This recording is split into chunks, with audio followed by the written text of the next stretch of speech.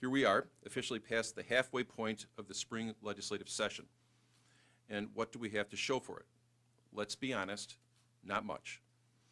Here in the House, the majority Democrat Party has been completely unwilling to work with us on negotiating a balanced budget with reforms to put our state back on the right track. But that's not for a lack of trying.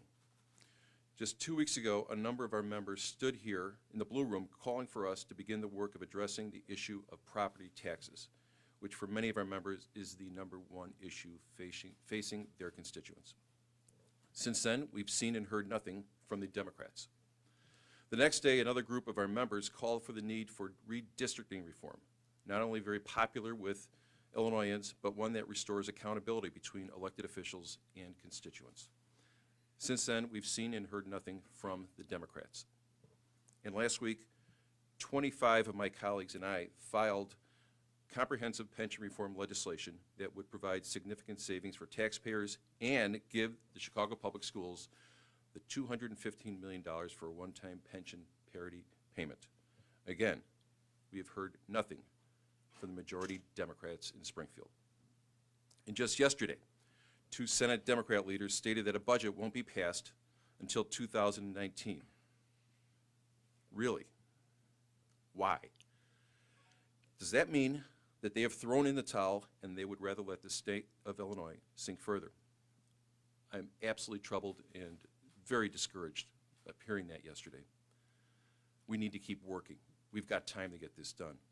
But as we kick off this week, I'm asking our colleagues in the majority party to work with us. Work with us on passing a balanced budget with reforms. We can do it, and we can do it now. I showed that last week, that we're not afraid to put votes on a very difficult issue.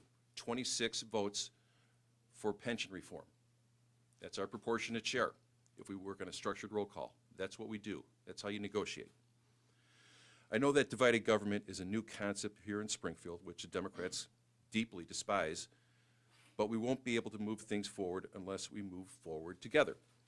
Because if we don't, my fear is that the closer we get to May 31st, the Democrat majority party will revert back to what they always do, and that's to shove through another wildly out of balance budget that they know very well will not be signed by the governor, but they will go home claiming victory and that they did their job and do their usual victory laps back in the district. I'm telling them to stop the insanity. For too long, the majority party has shirked their responsibilities, whether it's raising the income tax under the guise that it would pay down old bills and put people back to work, or passing reckless, unbalanced budgets year after year. Simply raising taxes and increased spending without any reforms didn't work then, and it won't work now. We need to actually reduce spending, demand property tax relief, and include reforms to grow jobs and help our economy.